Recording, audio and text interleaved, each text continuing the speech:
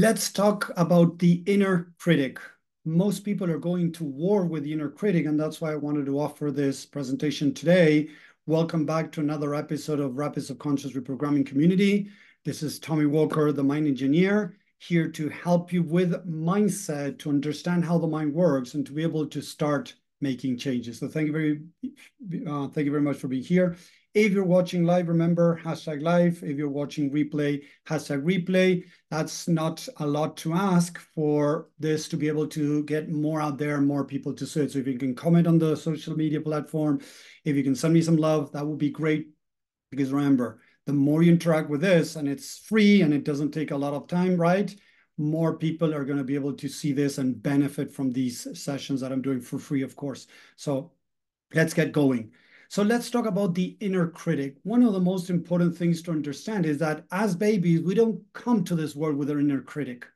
That is something that is learned along the way. And there's a reason why a lot of people use the inner critic. So I was having a session today, and this is something recurring that I see over and over again with most people that I'm working with, right? That the inner critic comes out and starts telling you, oh, you should have done better. You should have done this. You should have done that. And again, it's judging and criticizing the things that you're doing. That is kind of the job of the inner critic. And a lot of people see it as the enemy.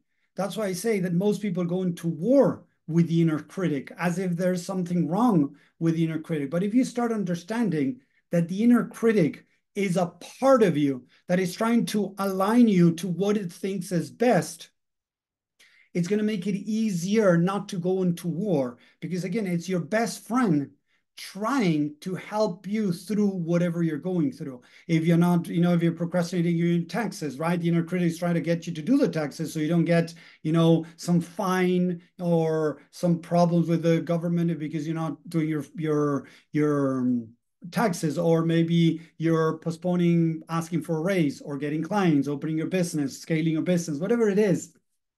The inner critic is judging and criticizing because it's trying to create pain enough for you to take actions. And that's what we have been taught since childhood, right? We saw maybe our mom judging and criticizing our dad, or a dad judging and criticizing our mom, or our mom judging or criticizing us or our siblings. So most people are there use the inner critic, the judgment and the criticism, right, to try to get results. At the end of the day, it's all about that.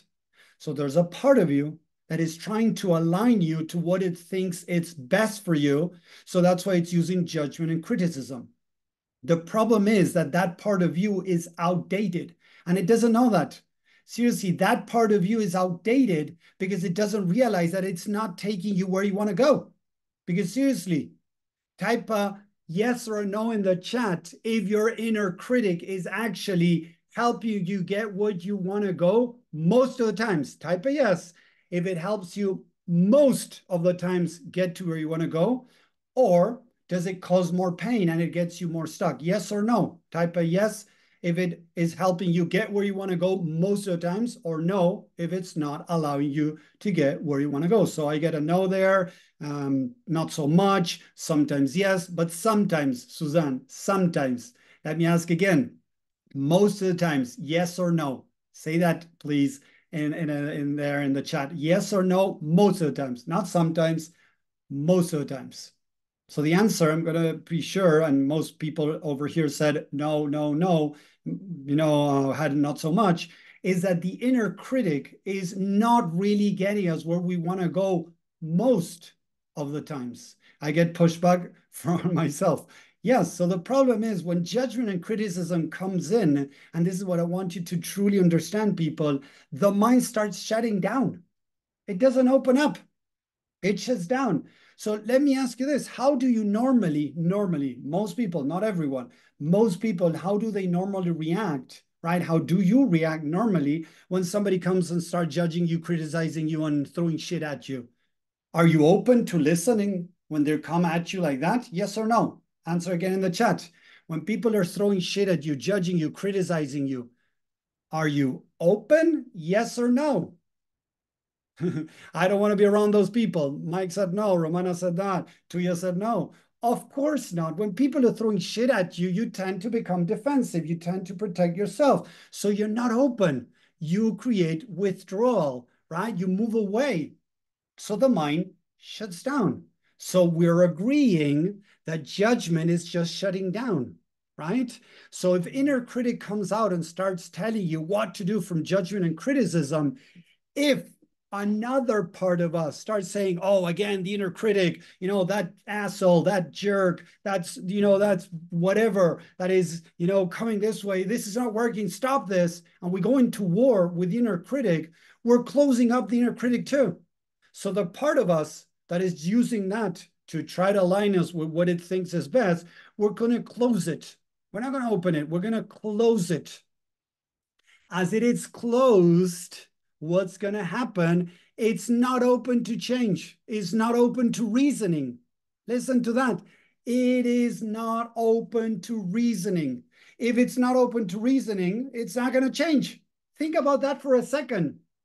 If there is something that someone is doing bad and you go and start yelling at them, swearing at them, cursing at them, or you beat them up because you want them to change, there's a very slim chance that they're going to change. Very slim. Maybe a kid out of fear. But I don't want my kids to change out of fear, although sometimes we might fall into that. Don't get me wrong.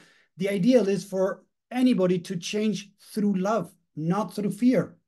That's where RSR comes in. Rapid subconscious reprogramming, and the work that I do 100%, 99%, because sometimes, of course, it's, we might not be in love, at that moment, treating a part of us, is about unconditional love, loving and accepting the inner critic. The inner critic is trying to help you. So first is love and acceptance, because through love and acceptance, the inner critic is going to be open to listen, open to understand that maybe that is not working and there's another way.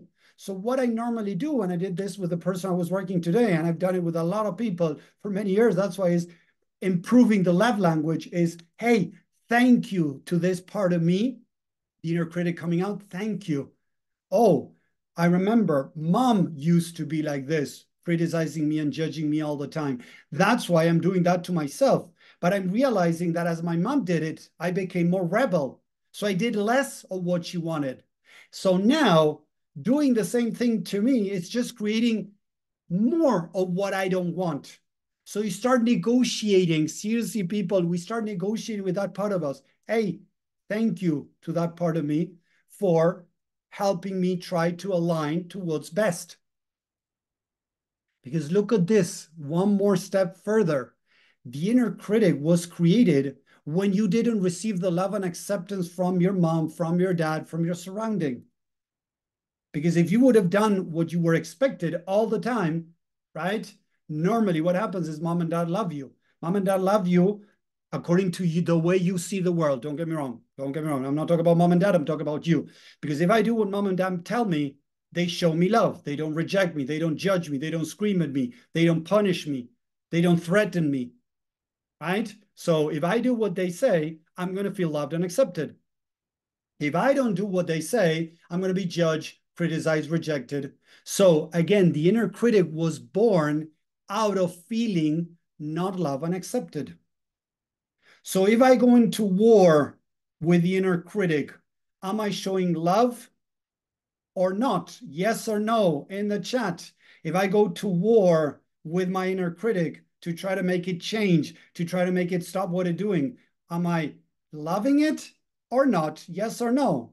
The no's are coming in. Of course not, people. I know it sounds so basic, but that's exactly what most people are doing, and sometimes including me, that I find parts of me that judge me. So I need to work on them. So again, there's a part of you judging you. That part of you is judging you, criticizing you because it's trying to feel loved and accepted. So when you're able to understand that the inner critic is looking for love and acceptance, and you're able to start practicing loving and accepting that part of you, you're already changing that cycle. You're giving the inner critic the love and acceptance that it needed in the first place. As it needed love and acceptance in the first place, we can do this work of loving and accepting it, understanding why it's there, that it's trying to help me, even though it's not, but it's trying, and then say, hey, what if we try another way to try to get to the result that you're looking for, but in another way? Listen to that. So you're inviting that part of you, the inner critic, to try something different that is going to get closer to the result that the inner critic is looking in the first place. Does that make sense? Type a yes or a no in the chat. We're trying to negotiate, to invite the inner critic to try something different because what it's been doing is not working. But again, the inner critic, when it's applying its force, when the inner critic is in its game, it's not seeing the consequence. It doesn't see that things are not working. It doesn't stop to think and say, wait. There's a part of me that says, wait, hey, this is not working. I'm not getting the results that I want. This doesn't seem it's working. The mind doesn't do that. The mind just keep playing the same game it was taught that you've been doing nearly your entire life. So we need to stop, bring love and acceptance to that part of you. So that part of you opens up to listening. And then you are like, hey, what if we try another way to get to the results that we want? Whether it is, growing the business, contacting more clients, doing more lives, asking for a raise at work, I don't know, eating less, going to the gym, going out for a walk, whatever it is that you're not doing, invite the mind, that part of you that is playing against you, to play your game. That's why I call this work becoming the one, aligning the parts of you to do what you want them to do, not what they think is best, because the inner critic thinks that it's best to judge and criticize you to get you to do what you need to do. But it never stopped to think and say, wait a second. Is this really helping? From 1 to 10, how much am I being able to take actions, right? Maybe 1, maybe 2, maybe 3, maybe 4, maybe 5, maybe 6, but no more than that. So instead, stop yourself and say, okay, wait. We're not hitting 10 all the time. We're not hitting 8, not even close to 8. We're maybe not even at 7. So if I want to get to 1 to 10 and start being more consistent, more determined, more whatever, and take more actions in whatever area I'm trying to, what is going to transform that is love. Seriously, love is what is going to transform any type of behavior. Because if you think about it, if one of your kids, if your partner, if a friend is struggling and you come from love and acceptance, do they open up or do they close? Put in the chat, open or not, if you come from love and acceptance towards them. Thank you, Tuya. Open. There you go. Anyone else? When you come from love and acceptance, how do other people tend to react? To open up. And that's exactly what we do through rapid subconscious reprogramming. Come from love and acceptance so that that part of the mind that is stuck in a behavior opens up to listen to another way. It's not going to happen overnight to change, people. This is so important to understand. It's not going to happen overnight because remember, the inner critic has been formed along your entire life, maybe for several decades. So it's not that the inner critic is going to say, oh, now that you told me this, now it makes sense, I'm going to do it like this. No, it might say, okay, let's give it a try. But remember that tomorrow or 2 hours later, the inner critic is going to fall back into its old pattern. So it needs to be repeated. It needs to over and over, invite it to try something different.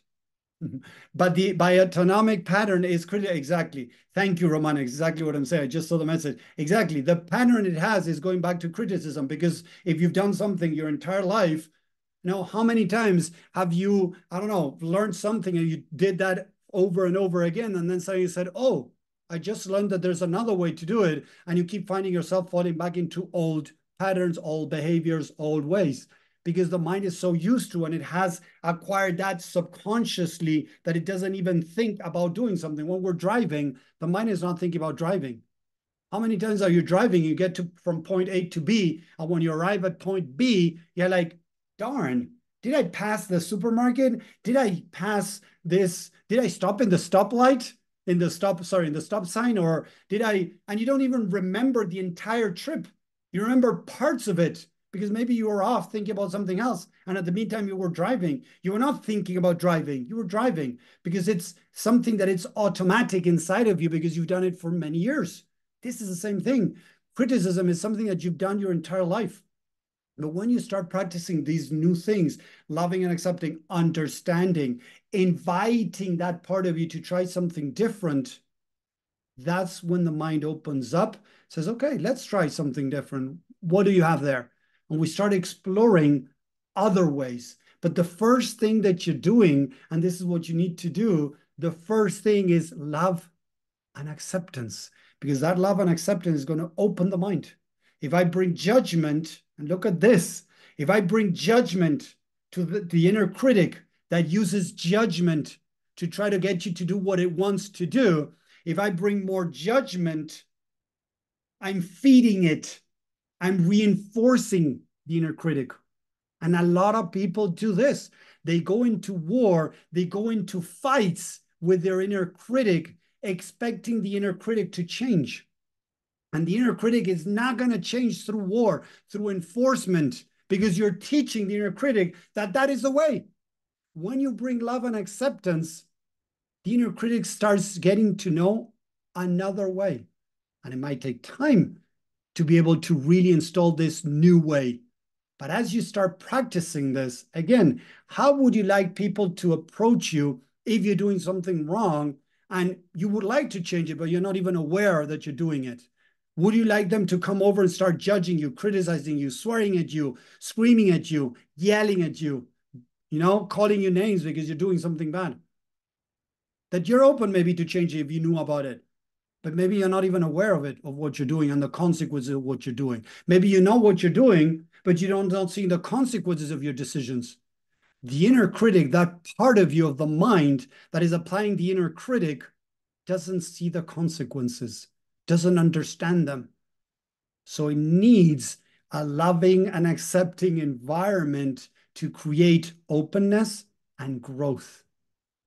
That is the secret ingredient behind the work that I do. We can go into procrastination and talk the same subject around procrastination. We can talk about perfectionism. We can talk about anything that we're doing. That part of you needs love, not judgment, not criticism. But if it is there, is how can I embrace that love with love, that criticism, that judgment? Because we need to practice that over and over again. If we want changes in our life, the change is going to be through love and acceptance.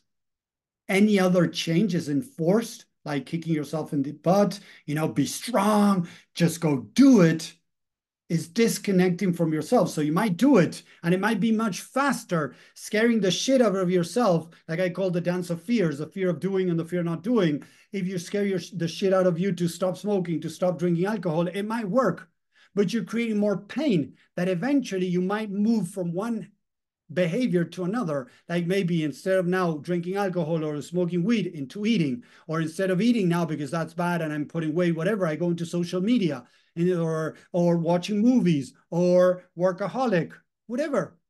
So most people change one negative habit, one addiction, for another. Going to the gym now every day and building myself up just to feel good about myself. But if I don't have it, I feel bad. But if I have it, I feel good. So you're telling me that your love is based on performance.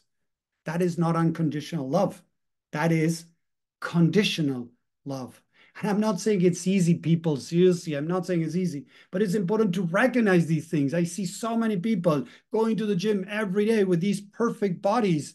And if you really have a chat with them and they open up, and not everybody opens up, you start feeling or getting from them that they're not happy. Even though they have that body and they're pretending to be happy and, showing those pictures, those selfies, deep down, they're not happy because they're covering their pain by looking to be in a specific way to be loved and accepted.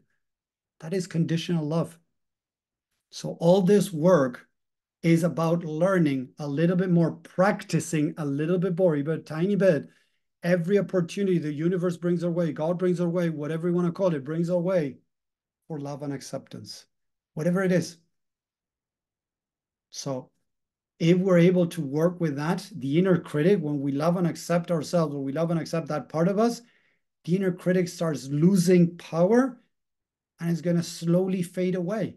Again, it might not happen overnight, depending on how much criticism and judgment you had along your life. It might reduce and take some time, right? And how much you have inflicted in yourself. Most people are their worst enemies. And then, of course, they see it on the outside. But the truth is, they are judging and criticizing themselves because that's how they were raised. And that's what most of people think that is going to bring them the result that they're looking for.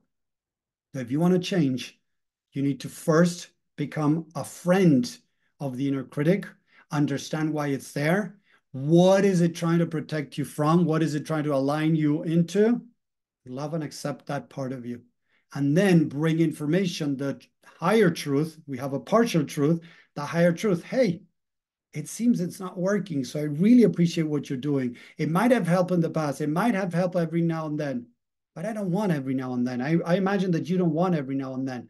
I imagine that you would like it to be much more, consistent, more determined, get more results. Hey, let's work towards that. So you can still work towards getting results, but from a place of love and acceptance. You love and accept what is, and then you move forward into looking for those results. But those results are not what are going to define you. And this is the big problem, people out there, that most people define themselves with the results, their Lamborghini, the size of the bank account, the weight that they have, the house that they have, the success that they have externally. Most people are, in a way, using that as a way of defining themselves because they're disconnected from their true self, from their gifts, from who they truly are and what they have to offer to the world from within. And it's not an easy path, again, but for me at least, it has been the most satisfying path I have ever been in, even though it has its ups and downs, and sometimes it can be the worst roller coaster in the world, because I still, even today, go through challenges. In our country, things are getting crazy, as I've said many times. There has been an 100%, 200% inflation, in the last 6 months. 6 months, imagine people, 30% increase in prices every month. Prices are going up. The dollar, the worth of the dollar is going down. So a lot of people around here are struggling. I have friends that don't know if they're going to be able to make it till the end of the month. There's a lot of people struggling out there. It's not an easy time. Yesterday, the day before, some drug cartels, they went into a gas station and they shot a guy in the head just to prove a point that they want to be left alone. They're going to be killing more and more innocent people just to be left alone by the police. And the police is saying, no, we're not going to do this. So this is becoming a war zone in different parts of the country. It's really terrible what's happening. So I got to do a lot of this because I'm seeing so many things going on right now. So I need to practice love and acceptance of what is. Is it easy? Not at all. But I'm practicing and it's helping me through this. So share this with others because around the world, there's a lot of crazy things going on. In Europe, the farmers are standing up and starting to protest because they have issues over there. The inflation around the world, insecurity, uncertainty, there's so many things going on. So we need to practice love and acceptance because love and acceptance is what's going to allow us to get through these challenges, moments that we're going through. So I hope that makes sense. Let me know in the chat one more time if you're liking this, if it's making sense. Type a yes in the chat. If it's not, type a no in the chat and ask me, please. If you're watching on social media, please follow me, share with others so that more people can benefit from this free work that I'm doing. I have so much to offer and I'm sharing it through these sessions, courses that I have, even free courses that I have to share this with the world. I believe that more people are going to benefit from this. So help me help others by just sharing, tapping the love button, sharing with others, commenting, asking questions even, whatever. Everybody benefits from that. So thank you very much for watching. I really appreciate that. I hope you have a great rest of the week and I'll talk to you next time. Take care. Bye, everyone.